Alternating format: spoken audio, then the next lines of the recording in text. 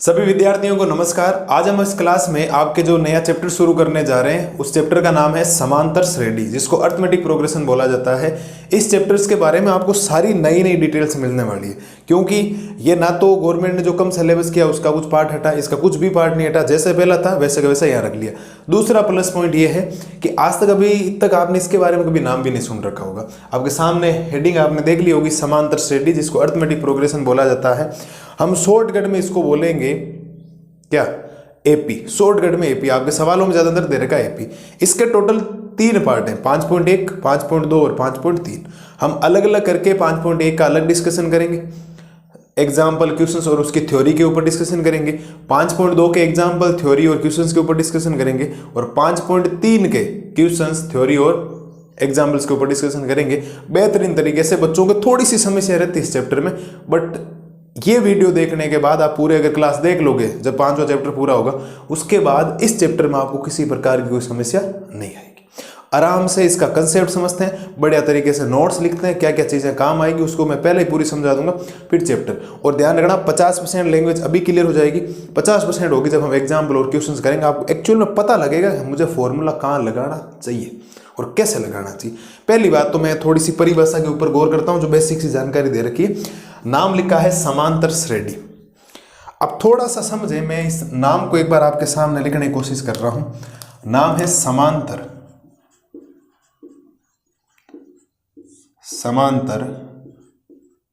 श्रेणी। श्रेणी का मतलब क्या होता है? कोई सूची, यानी संख्याओं की सूची। समझते जाएं, एक एक वर्ड क्लियर कर दूंगा मैं आपके, ठीक है? संख्याओं की सूची।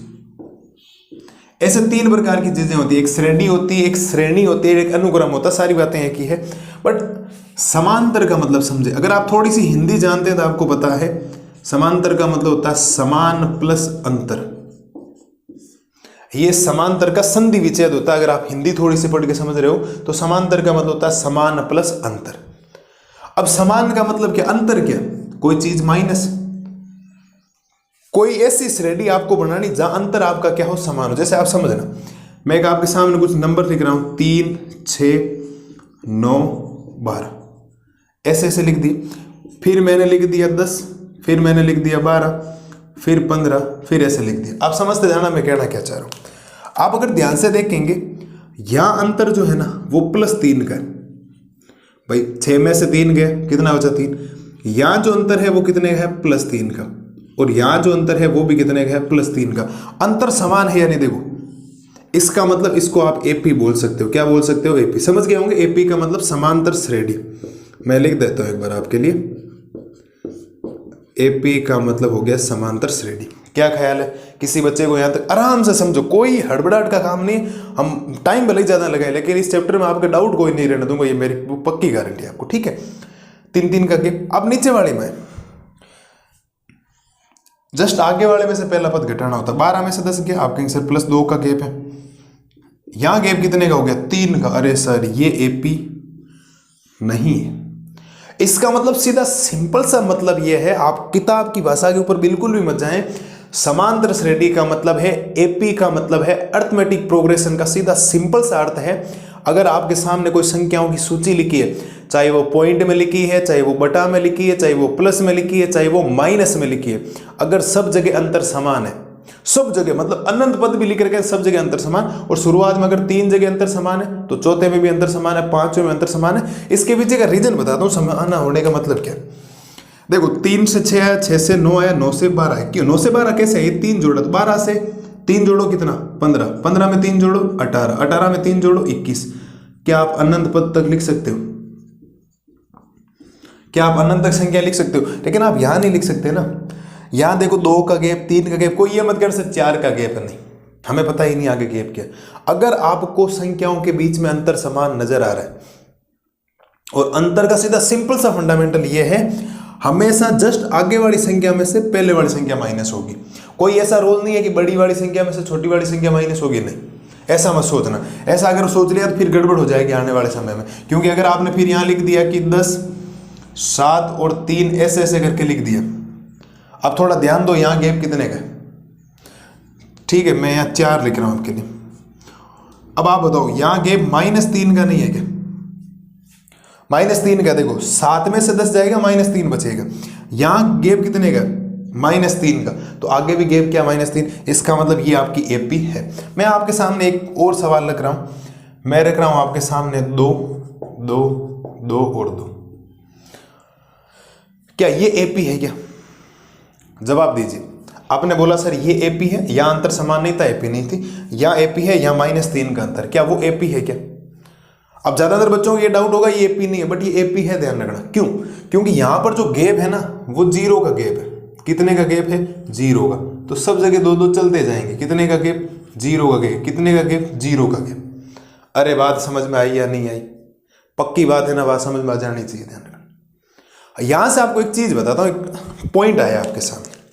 हमने सीधा सिंपल सा मतलब ये समझ लिया कि समांतर श्रेणी हम उस श्रेणी को बोलेंगे या उस सूची को बोलेंगे, उस श्रृंखला को बोलेंगे, उस श्रेणी को बोलेंगे जहां सब जगह उसका अंतर समान है, बेसिक वे में अंतर। अब एपी में उस अंतर को क्या बोला जाता है, क्या है उसकी एनसीईआरटी की परिभाषा, क्या छोड़े आप, एनसीईआरटी में आपको लिखवा दूंगा, वो टेंशन मत लो आप लोग। अब परिभाषा क्या? जिसका अंतर समान है। या अंतर समान था, ये एपी होगी, या अंतर यहाँ 2 का या 3 का नहीं चलेगा, अंतर एकदम बिल्कुल बराबर होना चाहिए। 2 है तो 2 और 3 है तो 3, ये एपी नहीं। या अंतर -3 का था, ये आपकी एक एपी है, इसको आप क्या बोलेंगे? एपी बोलेंगे। और ये भी आपकी क्या हो जाएगी? एक एपी हो जाए। मैं सिस्टमेटिक तरीके से पूरे लिखूंगा, ठीक है। अब यहां से आपको एक चीज मिलनी चाहिए, ये जो अंतर आप बार बार बोल रहे हो ना, इसको एपी का सार्व अंतर बोला जाता है। एपी का सार्व अंतर, और इसको लिखने का तरीका होता है डी। इसको लिखने का तरीका होता है डी। इस पॉइंट के ऊपर गौर करिएगा सर, इस पॉइंट के ऊपर पूरी चर्चाएं हमें करनी पड़ेगी, कंप्लीट हेडिंग लगा के हम इसके ऊपर डिस्कशन करेंगे, वो बात की बात है। हमने ये सीखा समांतर श्रेणी का मतलब है जिसका अंतर क्या हो? समान हो। अगर अंतर समान है तो वो समांतर श्रेणी है, वरना वो समांतर श्रेणी नहीं है, ठीक है। और अंतर हमने 3 प्रकार का मिला है। एक बार तो धनात्मक अंतर मिला, यहां ध्यान दो, यहां अगर ध्यान देंगे तो अंतर मिला है ऋणात्मक, और यहां अंतर क्या मिला है? 0। इसका मतलब ये जो अंतर है वो आपका धनात्मक भी हो सकता है, या वो आपका अंतर जो है वो क्या हो सकता है? ऋणात्मक भी हो सकता है, या अंतर आपका क्या हो सकता है? 0 भी हो सकता है। इस बात को ध्यान रखना। हमने जो अंतर पढ़ा है वो अंतर प्लस का भी आ सकता है, वो अंतर माइनस का भी आ सकता है, वो अंतर 0 भी आ सकता है। इसका मतलब किसी भी एपी का जो सार्व अंतर होता है वो इन तीनों चीजों में से होगा या नहीं होगा। किसी एपी का सार्व अंतर धनात्मक भी हो सकता है, किसी एपी का सार्व अंतर ऋणात्मक भी हो सकता है, और किसी एपी का सार्व अंतर 0 भी हो सकता है। आपके सामने उदाहरण लिखें, या अंतर 0 का है, या धनात्मक अंतर है, या ऋणात्मक अंतर है, और ये तो एपी ही नहीं है। क्यों? क्योंकि इसका अंतर समान नहीं है।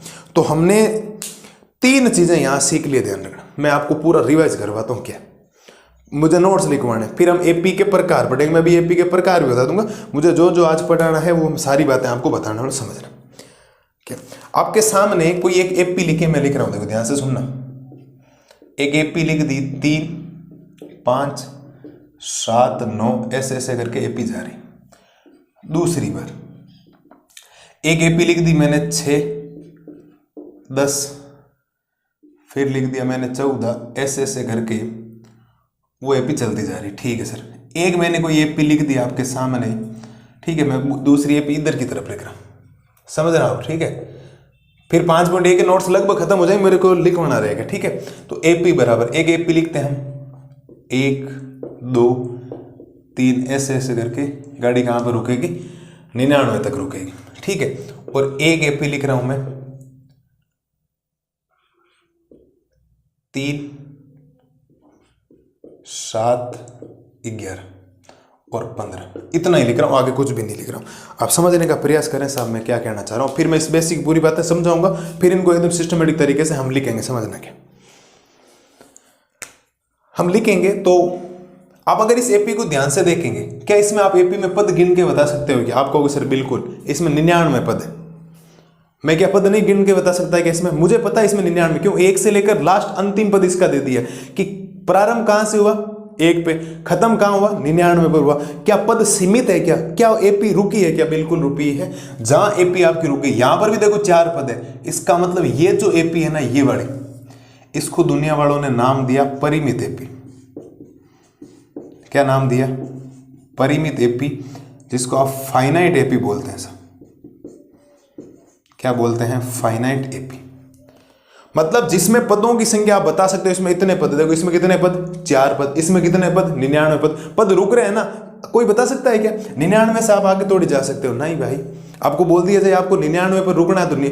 किसी क्लास में 99 छात्र है या छात्र हैं, विद्यार्थी हैं टोटल, तो 99 से ज्यादा कोई 100 रोल नंबर हो सकता है, किसी का नहीं हो सकता। क्यों? क्योंकि गाड़ी कहाँ रुक गई? 99 पर। अब 99 से गाड़ी आगे जा ही नहीं रही है, तो इसका प्रथम पद भी पता है 99, मुझे पता है 99 पर मुझे रुकना है। इसका मतलब इसमें पद आपके लिमिटेड है, यानी लिमिटेड और अनलिमिटेड समझते हो ना। लिमिटेड का मतलब होता है आपके पद रुक रहे हैं वही, उससे ज्यादा आप नहीं जा सकते। अनलिमिटेड का मतलब होता है आपको कोई खाने में बोल दे आपको लिमिटेड खाना तो लिमिटेड खाना। अनलिमिटेड का मतलब होता है अनलिमिटेड, आपको जितनी भूख है उतने खाओ। तो यहां देखो, यहां 99 पद, यहाँ 4 पद, आपको पता है पद कितने? सीमित है। सीमित जिसमें पद होंगे उसको परिमित एपी यानी कि फाइनाइट एपी बोला जाएगा। कुछ किताबों में इसको सीमित एपी भी लिखा गया है। क्या लिखा गया? सीमित एपी। तो इस बात को विशेष तौर पर ध्यान रखें। मुझे नहीं लगता इसमें किसी प्रकार की कोई समस्या है आपको, ठीक है। दूसरी बात, लेकिन यहां कोई बता सकता है कि एपी कहां रुक रही है? ये तो अनंत की ओर अग्रसर है ना। जब अनंत की ओर अग्रसर होगी तो इसमें पदों की संख्या अनलिमिटेड है, यानी असीमित है, परिमित नहीं है, तो इसको हम बोलेंगे अपरिमित एपी। कौन सी एपी बोलेंगे साहब? अपरिमित एपी, यानी कि इनफाइनाइट एपी। कौन सी एपी? इनफाइनाइट एपी, या इसको हम बोल सकते हैं असीमित एपी। कौन सी एपी? असीमित। तो 2 वर्ड याद रखना, एक लिमिटेड वर्ड होता है। कौन सा वर्ड होता है? एक लिमिटेड होता है, एक अनलिमिटेड होता है। लिमिटेड और अनलिमिटेड आपको सीधी सिंपल सी बात है कि जितना खाने को बोला जाए उतना ही खाएं। अगर अनलिमिटेड का मतलब आप अनंत की ओर अग्रसर हो रहे हैं। अगर किसी में पद सीमित है, आप पद बता सकते हो, गिन के बता सकते हो इतने पद हैं, उसको दुनिया वालों ने नाम दिया परिमित एपी, यानी कि फाइनाइट एपी या सीमित एपी। जिसमें आप पद बता ही नहीं सकते, पद रुक ही नहीं रहे, अनंत की ओर अग्रसर है, इसका मतलब वो आपके अपरिमित एपी। उसमें अनलिमिटेड पद है, इसका मतलब वो इनफाइनाइट एपी है, यानी कि असीमित एपी। क्या बातें पल्ले पड़ी या नहीं पड़ी? अगर मैं बेसिक सी बात करूं ना, तो ये ऑलमोस्ट 5 पॉइंट जो एक प्रश्नावली आपकी 5.1 जो है ना, उसमें अगर आप 4 सवाल देखेंगे, 2 उदाहरण देखेंगे, तो सारी बातें इसके अंदर आ गई। अब मेन रूल ये कहता है इसको मेरे को सिस्टमेटिक तरीके से आपको लिखवाना एकदम बेहतरीन नोट्स की तरह, जिससे आपको सारी चीजें समझ में आए।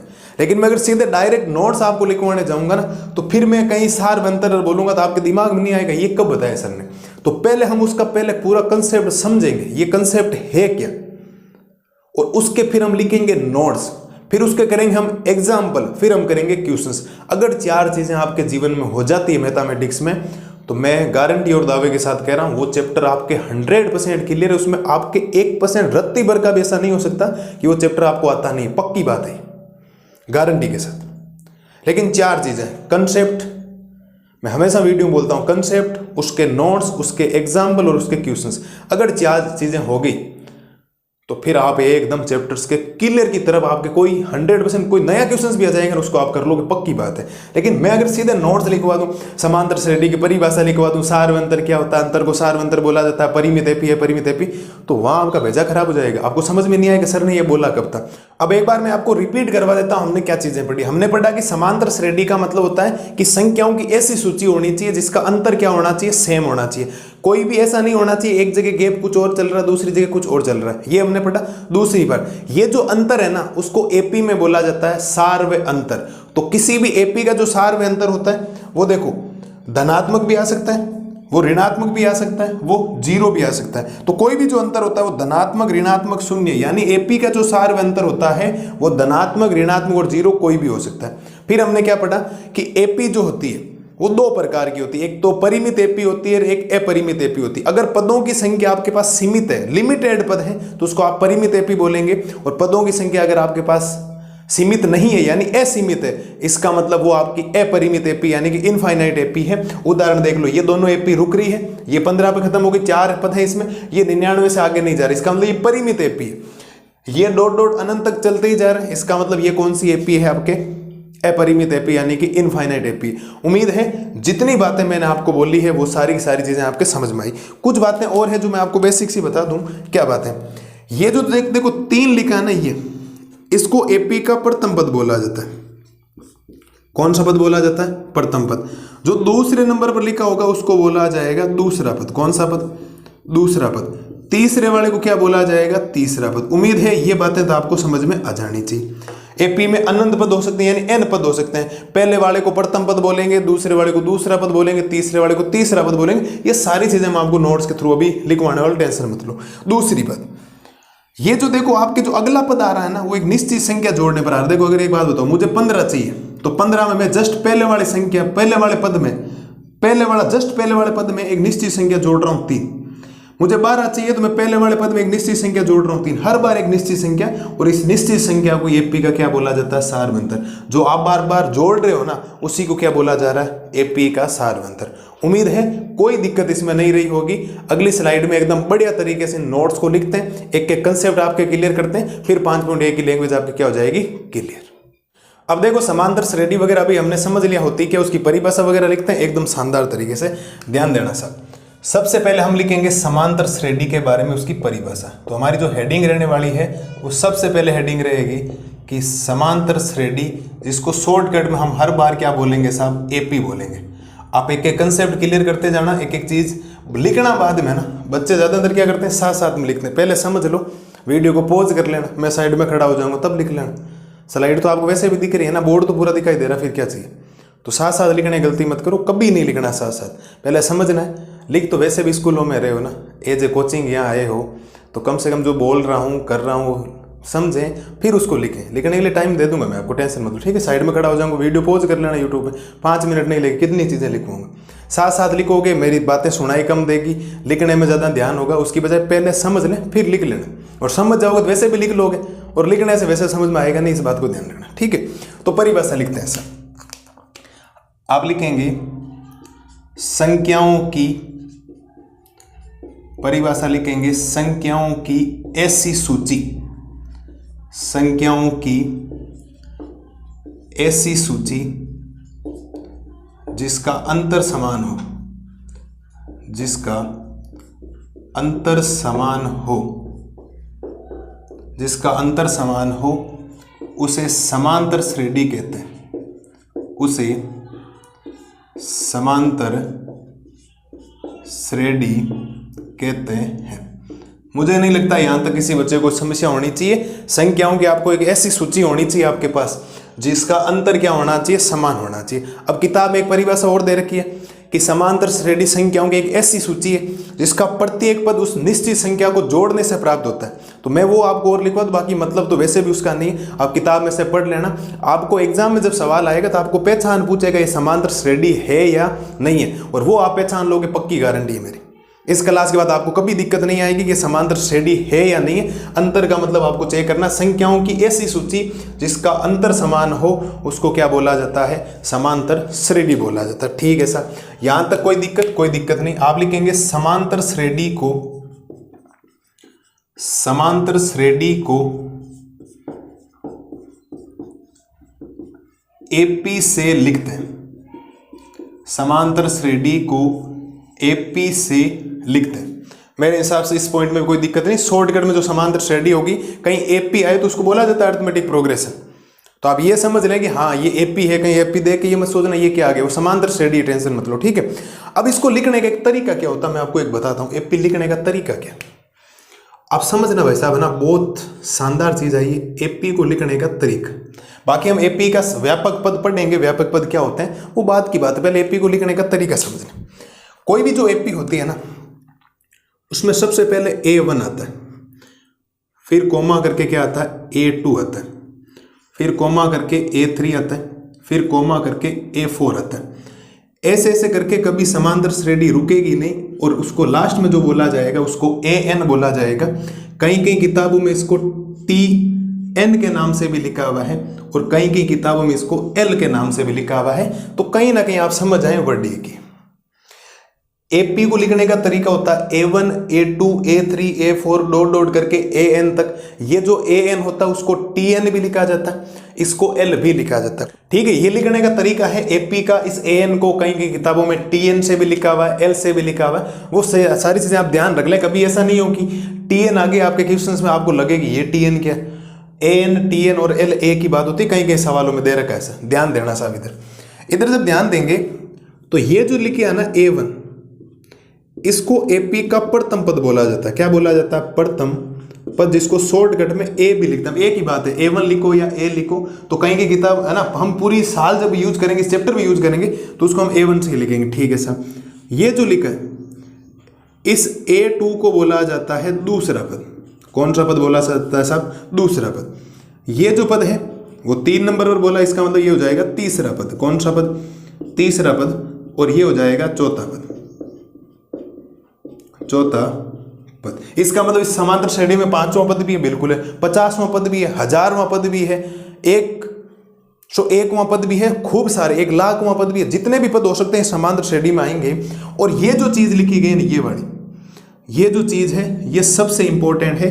इन तीनों को एपी का nवां पद बोला जाता है। एपी का nवां पद, ये हम 5.2 जब इंट्रोडक्शन पढ़ेंगे उसके अंदर पढ़ेंगे। एपी का nवां पद बोल दो, या करके इसको एपी का अंतिम पद भी बोला जाता है। ये कौन सा पद है? एपी का अंतिम पद। उम्मीद है यहां तक कोई प्रॉब्लम आपको नहीं रही होगी। हमने कुछ चीजें लिखी है, समांतर श्रेणी मतलब इसका अंतर समान होना चाहिए। अभी मैं एग्जाम्पल देकर सारी बातें बता दूंगा, टेंशन लो ही मत। दूसरी बात, समांतर श्रेणी को शॉर्टकट में एपी से लिखा जाता है। ऑलरेडी मैं लिख चुका हूं, क्यों? क्योंकि अरिथमेटिक प्रोग्रेशन होता है उस वजह से। अब एपी लिखने का तरीका होता है A1 A2। कोई भी जो एपी लिखी जाएगी हमेशा ये A1 A2 आगे कहीं की एपी ऐसी आ जाएगी, S1 S2 की आ जाएगी, योग वाली एपी आएगी, तो उसको हम कन्वर्ट करेंगे A1 A2 में। वो कैसे होगा? वो फॉर्मूला आ जाएंगे। तो एपी का मतलब है A1, फिर A2 A3 A4 dot dot करके AN तक होता है। AN को कहीं की किताबों में TN लिखा है या उसको L लिखा जाता है। A1 का मतलब ये सबसे पहले लिखा गया, इसका मतलब एपी का ये प्रथम पद कहलाएगा। एपी का क्या कहलाएगा? प्रथम पद, जिसको A से लिखा जाता है। ये जो दूसरे नंबर पर लिखा जाता है A2, इसको एपी का दूसरा पद बोला जाता है। A3 को तीसरा पद बोला जाता है, A4 को चौथा पद, A5 को क्या बोला जाए? 5वां पद, A10 को 10वां पद, A50 को 50वां पद, A100 को 100वां पद। ठीक है, और लास्ट में जो ये N लिखा है उसको एपी का nवां पद, या करके आप बात ध्यान रखना, एपी का अंतिम पद भी इसको बोला जाता है। ठीक है सर, ये बातें आपको ध्यान रखनी है। अब इस A1 को और A2 को और A3 A4 AN को लिखने के और तरीके हैं, मैं वो आपको अभी इसके जस्ट बाद में पहले सार में अंतर पढ़ाता हूँ। सार में अंतर के बाद क्या होगा कि हम पढ़ेंगे चीजें कि एक्चुअल में है क्या। अब मैं आपके सामने एग्जाम्पल रख रहा हूँ। क्या रख रहा हूँ? एग्जाम्पल। इस बात को ध्यान से समझा।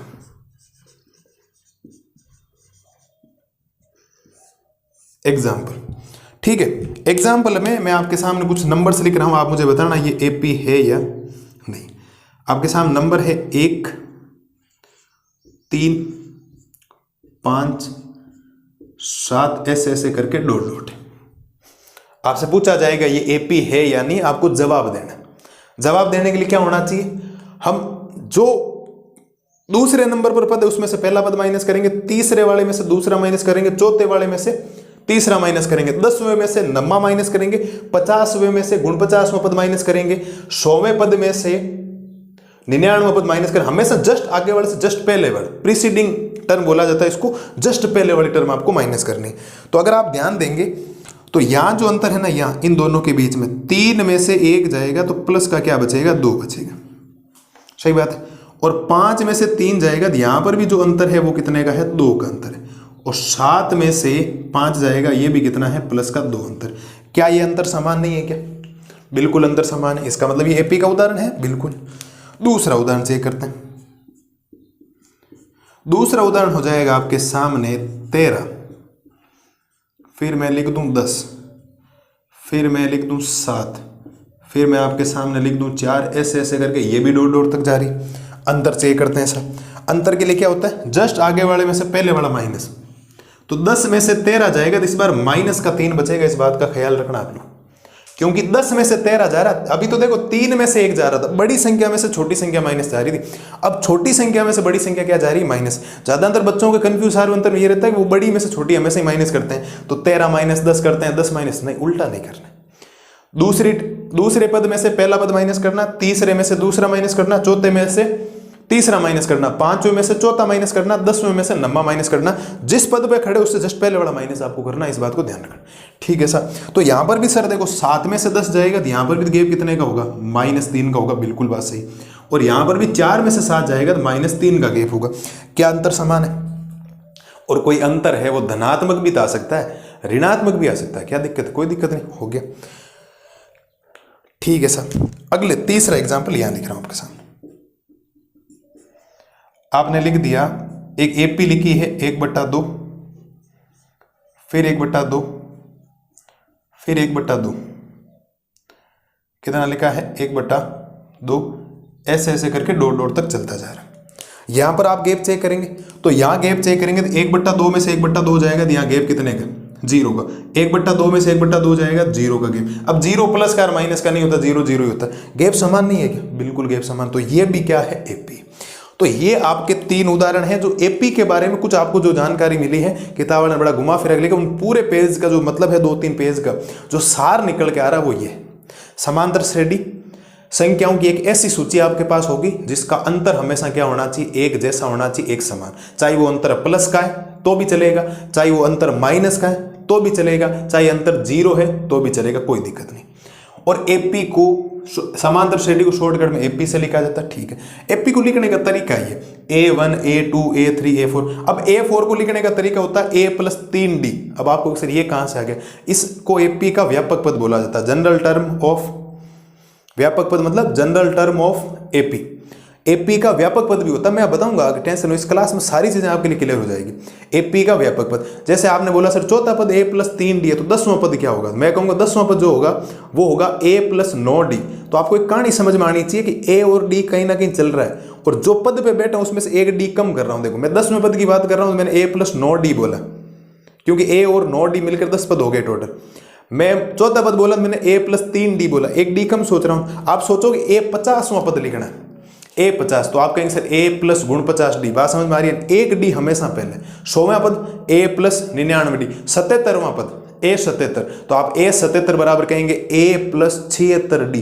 जस्ट एक डी पहले सोचें। अब क्यों? क्योंकि पद तो आपको 77 पे पंच है, तो A और 76D मिलकर वो पद तो कितने हो गए टोटल भाई, 76वें पद पे पहुंचे। पहले वाला A पद हमेशा ही पहले वाला छोड़ा जाता है, अतिरिक्त पद होता है वो होता है, वो 77 पद हो गए। आपको लिखना है कि 150वां पद, क्या लिखना है 150वां पद। 150वें का मतलब हो जाएगा A150 बराबर A+149D। बात आ गई, मैं अभी लिखने ही वाला हूं, टेंशन मत लो। फिर हमने कुछ एग्जाम्पल देखे, या अंतर प्लस का, या अंतर माइनस का, या अंतर 0 का, लेकिन अंतर सब जगह समान, यहाँ समान एक जैसा, यहाँ एक जैसा, यहाँ ऐसा नहीं हो एक जगह प्लस का 2 है एक जगह माइनस का 2, ऐसा नहीं चलेगा, एक जैसा होना चाहिए, शक्ल एकदम सेम होनी चाहिए उनकी। आप अपनी शक्ल देखो कांच में चेंज थोड़ी होगी, अपने घर पे कांच में देखोगे तो भी सेम नजर आओगे, किसी पड़ोसी घर पे देखो तो भी सेम नजर आओगे, ननियाल में जाकर देखो तो भी सेम आएगा, मासी घर पे जाकर देखो तो भी सेम आएगा। तो इसका मतलब है सबकी शक्ल एक जैसी होनी चाहिए, कहीं पर भी डी चेंज नहीं होना चाहिए। ये जो अंतर दिख रहा है, ये जो अंतर होता है किसी एपी, जो संख्याओं की जो सूची बनी उसका जो अंतर होता है उसको एपी का सार्वय अंतर बोला जाता है। क्या बोला जाता है? एपी का सार्वय अंतर। और किसी भी एपी का सार्वय अंतर निकालने का फॉर्मूला होता है A2 में से A1 घटाना। आपको सर ये कैसा है, तो देखो ये दूसरा पदित है, A2 minus A1, A3 minus A2, A4 minus A3। इस बात को ध्यान रखना। ज्यादातर हम किताबों में जो सूत्र काम लेंगे वो लेंगे A2 माइनस A1। अब D क्या करता है, कभी कभी एपी से निकलता है A और D, कभी कुछ और तरीके से। A और D निकालने जो टोटल हम 4 मेथड पढ़ेंगे। A और D कैसे निकलता है, 4 मेथड हम टोटल पढ़ेंगे, आपको फिर कोई दिक्कत नहीं। वो 5.2 में पढ़े, अभी 5.1 की भाषा पढ़ा रहा हूं। अगली स्लाइड में मैं आपको करवाता हूं सार्वय अंतर क्या होता है, क्योंकि ये जो अंतर निकल रहा हमें अंतर नहीं, हमें तो उसको सार्वय अंतर बोलना है। सार्वय अंतर क्या होता है, फिर हम एपी का लिखेंगे व्यापक पद। व्यापक पद लिखने के बाद में हम लिखेंगे कि एपी के प्रकार। जिस दिन हम एपी के प्रकार, अभी इसी क्लास में करेंगे सारा, एपी के प्रकार हमने लिख दिए, इसका मतलब 5.1 की भाषा एकदम क्लियर होगी। फिर अब 2 एग्जाम्पल है, अगला वीडियो जो आएगा एग्जाम्पल का आएगा। पहले आप छोटे छोटे स्टेप चलें, ये चैप्टर आपको मजा दिलाएगा एकदम शानदार तरीके का। एक बार आप ये आराम से नोट्स लिखें, मैंने आपको पहले ही बोला था साथ साथ में नहीं लिखना, मैं आपको टाइम दूंगा आराम से। मैं साइड में खड़ा हो जाता हूँ, आप एक बार देखें, वीडियो को पॉज कर लें, एकदम बढ़िया तरीके से नोट्स बनाएं, उस चीज़ों को साथ साथ में समझे, साथ साथ लिखना नहीं है। देखो एक बार आप इसको, अभी हमने पढ़ लिया था समांतर श्रेणी के बारे में, अब समांतर श्रेणी का पढ़ते हैं सार्वय अंतर। तो आप लिखेंगे समांतर श्रेणी का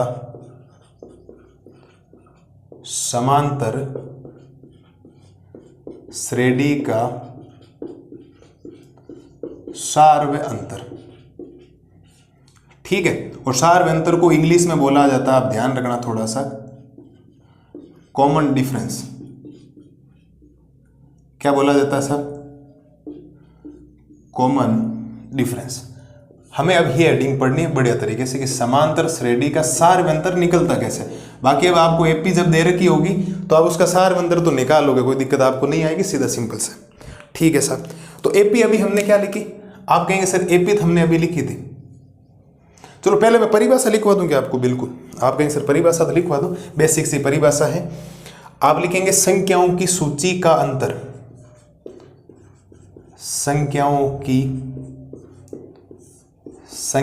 की सूची का अंतर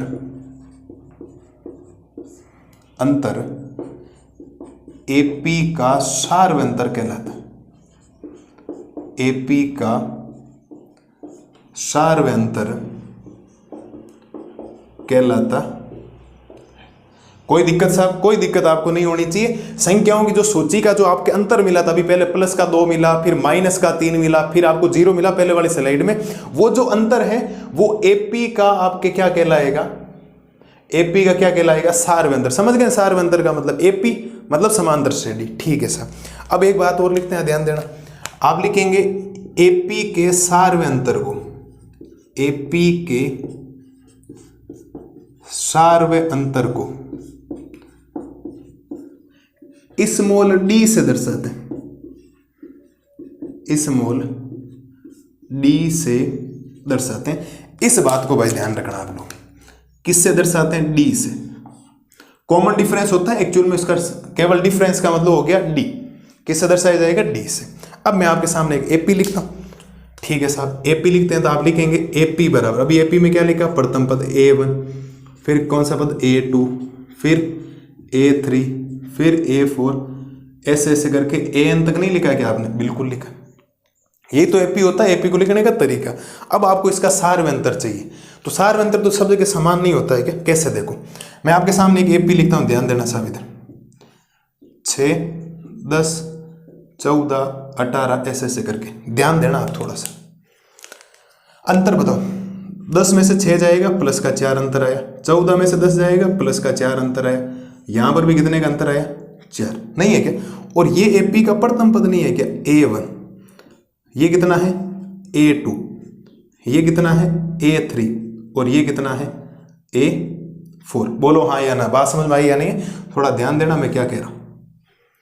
आपने एक एपी लिखी अपने मन से, और उस एपी का प्रथम पद 6, दूसरा 10 है, तीसरा 14 है, और चौथा कितना? 18। तो सब जगह 4 अंतर आया। कैसे अंतर आया? 4 आपको कहां से मिला? आपको सर 4 हमें मिला, 10 में से कितना माइनस किया हमने? 6। 10 में से 6 माइनस किया, प्लस का 4 मिला। ये 4 कहां से मिला? जब 14 में से हमने कितना माइनस किया? 10, 4 मिला। ये 4 कैसे मिला? इस 18 में से ये 14। ओहो सर, जस्ट अगले वाले में से जस्ट पहले वाला माइनस हो रहा है। तो आप अगर सोचेंगे, अगर आपने 10 में से, सुनना मेरी बात मैं क्या कह रहा हूं, अगर आप इस 10 में से 6 घटा रहे हो, इसका मतलब आप A2 में से A1 ही तो घटा रहे हो भाई, इसमें से आप यही तो घटा रहे हो, ये वाली चीज। ओहो साहब, इसका मतलब ये हो गया कि मुझे A2 में से क्या घटाना पड़ेगा? A1। ये 4 कैसे आया? जब मैंने इस 14 में से 10 घटाया, 14 मतलब A3 और 10 का मतलब A2।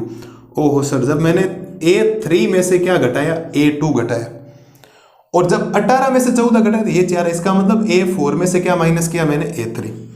तो A4 सही से लिख रहा हूं ना, वरना आपको 94 की तरह दिखेगा ही थोड़ी देर बाद में। A4 minus A3। कुछ बातें हैं, आपको एक बात बताता हूं।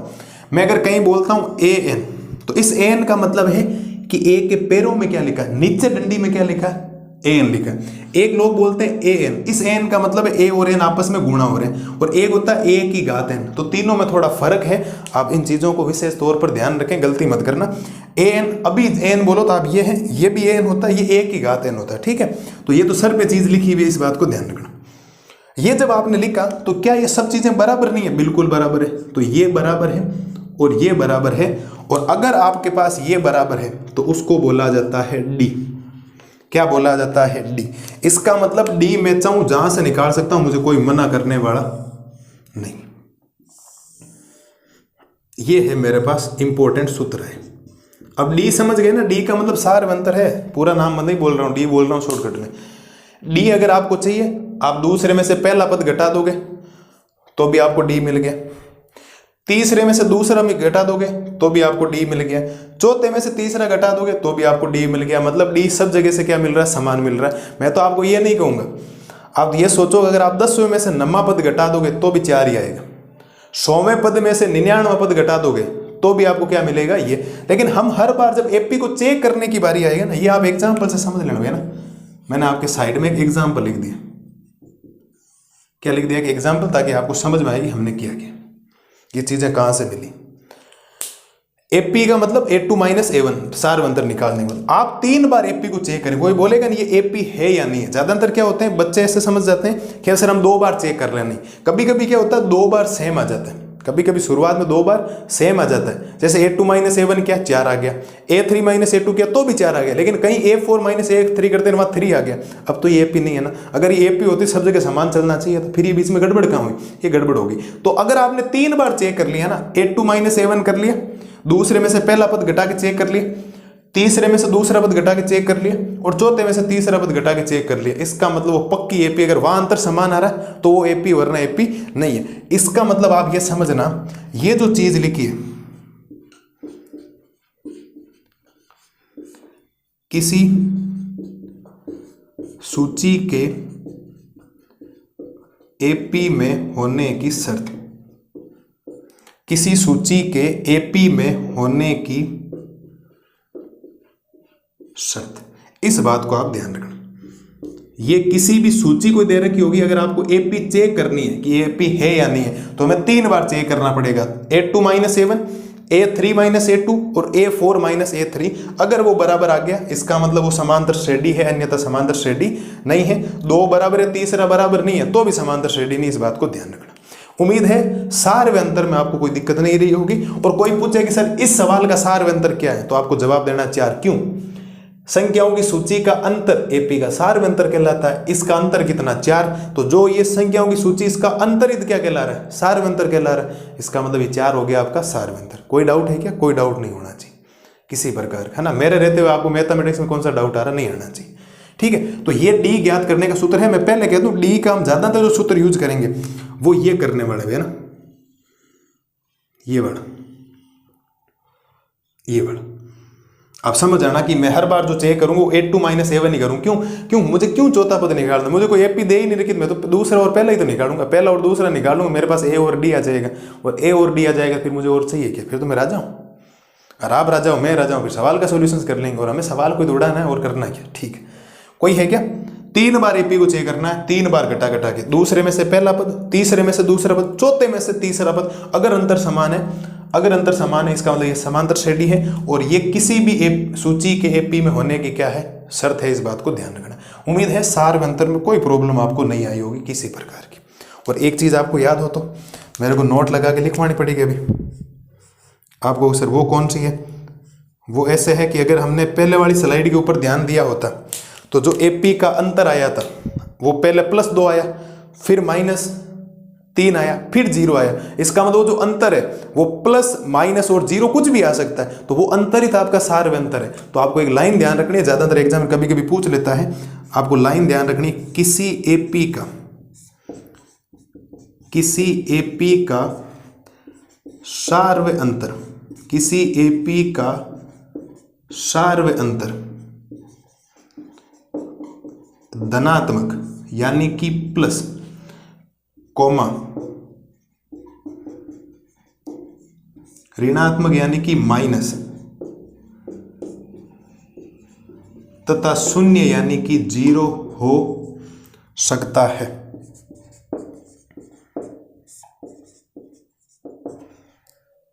बात पकड़ में आई या नहीं? बोलो। किसी एपी का जो सार्वंतर है, जो डी है, वो धनात्मक भी आ सकता है, जैसे एपी के पहले एग्जाम्पल में 2 आया था, ये धनात्मक यहां रखा है। वो ऋणात्मक भी आ सकता है, वो शून्य भी हो सकता है। कोई आपको इस चीज से प्रॉब्लम नहीं होनी चाहिए किसी प्रकार की। उम्मीद है ये जो आज के बाद आपको जो सार्वंतर से रिलेटेड कोई दिक्कत है, किताब ने थोड़ी घुमा फिरा के बातें लिखी है, मैंने आपके लिए इजी करके लिख दिया है, ज़्यादा सोचा ही नहीं। सार्वंतर कहीं से भी निकाल सकते हो। 11 - 10, 11वें पद में से 10वां पद निकाल दो भी। एक बात बताओ, शुरुआत में 3 में सेम है तो आगे भी सेम ही है, ध्यान रखना। वो अनंत पदों तक सेम है, वो n पदों तक सेम है। और अगर शुरुआत में 3 में सही नहीं है, इसका मतलब आगे गड़बड़ है। ये मैं आपको एपी कौन सी होती है, कैसे निकालते हैं, वो सारे सवाल जिस दिन करेंगे 50% लैंग्वेज आपकी यहाँ कंप्लीट हो जाएगी। 100% जिस दिन क्वेश्चंस करोगे, मेरे साथ रहोगे, मेरे साथ साथ में आप रिवीजन करोगे, काम हो जाएगा। लिखा तो नहीं है ना किसी ने, अब लिखना है इसको। तो क्या ध्यान रखना है, संख्याओं की सूची का अंतर एपी का सार्वंतर कहलाता है। वो रहा एपी के सार्वंतर को डी से दर्शाते हैं। किसी एपी का सार्वंतर धनात्मक, ऋणात्मक तथा शून्य हो सकता है, कुछ भी हो सकता है, प्लस माइनस जीरो, अंतर हो ही नहीं। जैसे कहीं लिख दिया 4 4 4 4 लिख दिया, अब अंतर कहाँ, जीरो अंतर है ना, 4 - 4 0, 4 - 4 0 सब जगह। इसका मतलब अंतर निकालने का सूत्र होता है A2 - A1 या A3 - A2 या A4 - अगर आपको सवाल दे रखा है उसका सार्वंतर ही निकालना है केवल, तब तो आप हमेशा A2 - A1 करेंगे, दूसरे में से पहला पद घटाएंगे, ज्यादा सोचना नहीं। ये तो डी निकालने का सूत्र है किसी एपी से। लेकिन अगर किसी सूची को चेक करना ये एपी है या नहीं, तब आपको एक बार A2 - A1 करना पड़ेगा, देखना पड़ेगा क्या रिजल्ट आ रहा है, फिर A3 - A2 करना पड़ेगा, फिर A4 - A3 करना पड़ेगा। अगर तीनों का रिजल्ट एक जैसा आया, जैसे यहाँ आ रखा देखो +4, तो आप कह दोगे ये एपी है। अगर दो का रिजल्ट सेम आ गया, ये रिजल्ट सेम आई ही नहीं, इसका मतलब वो एपी नहीं है, आप लिख देंगे तो ये एपी नहीं है, क्योंकि इसका सार्वंतर समान नहीं है। सार्वंतर कैसे समान, ये चीज इसके बराबर नहीं है, ये चीज इसके बराबर नहीं है, और जब ये बराबर नहीं होती है तो किसी सूची के एपी में होने की वो शर्त नहीं होती है। बराबर है इसका मतलब किसी सूची के एपी में होने की ये शर्त है। उम्मीद है अभी तक जितनी बातें बोली आपको समझ में आई होगी। अगली स्लाइड में मेन पॉइंट है वो समझना है एपी का व्यापक पद। एपी का व्यापक पद, क्योंकि मैं अगर ये 10वां पद बोल रहा हूं तो मैं कहीं ना कहीं हर बार पदों में जाऊंगा थोड़ी, तो कि इतना लंबा चौड़ा थोड़ी जाना है, मैं तो उसको शॉर्टकट में लिखूंगा, सोचूंगा सूत्र क्या बन सकता है मेरा, तो मैं सूत्र लिखने की कोशिश करूंगा। ठीक है, पहले समझाता हूं, फिर बड़े तरीके से व्यापक पद करते हैं, फिर हम एक छोटा सा लेक्चर जो चीज पढ़नी वो है एपी के प्रकार। ठीक है, एक बार आप आराम से इसको देख लें, अगली स्लाइड में करते हैं, या एक काम करते हैं साहब, इस लेक्चर को यहीं खत्म करते हैं, इस लेक्चर को यहीं खत्म करते हैं। खूब सारी चीजें बता दी, आप कहीं ना कहीं कंफ्यूज में जाओगे पक्का। इतनी चीजें आप याद करना, दो पहले वाले में कुछ लिखवा है, अभी कुछ लिखवा है, क्योंकि समझाना वीडियो लंबा हो गया, आपको भी ज्यादा लगेगा, इतना लंबा हो गया क्या, इतना एपी का, क्योंकि आप स्कूल में जब पढ़ रहे हो इतना कोई लिखवा ही नहीं रहा है ना, इसकी वजह से मैं ज्यादा लिखवा रहा हूं, तो आपको लगेगा। एक बार आप यहां तक कर लें, कल की क्लास जो होगी वो हम कर लेंगे कि एपी का व्यापक पद भी पढ़ लेंगे उसके अंदर, फिर एपी के प्रकार भी पढ़ लेंगे, दो जो है जो बातें बची उसको पढ़ लेंगे, फिर 5.1 के उदाहरण करने, फिर 5.1 के सवाल करने, ज़्यादा कोई दिक्कत नहीं। तो एक बार आप यहाँ तक कर लें, इस क्लास को यहीं खत्म करते हैं, लंबा हो जाएगा आपके लिए लेक्चर, क्योंकि इतना आप पढ़ोगे तो याद नहीं होगा ना, इसलिए आप आज तक यहाँ कर लोगे ना पूरा। इसको अभी लिखना है, मैं ना एक साइड में हो रहा हूँ, आप लिख के आराम से पॉज करके पूरी चीज़ें लिखें, मैंने ये लिखने एग्जाम्पल आपको समझाए, तो ये यहाँ तक आप कर लें। कल की क्लास में मिलते हैं एपी के व्यापक पद और एपी के प्रकार को लेकर, तब तक मस्त रहिए, स्वस्थ रहिए, थैंक यू।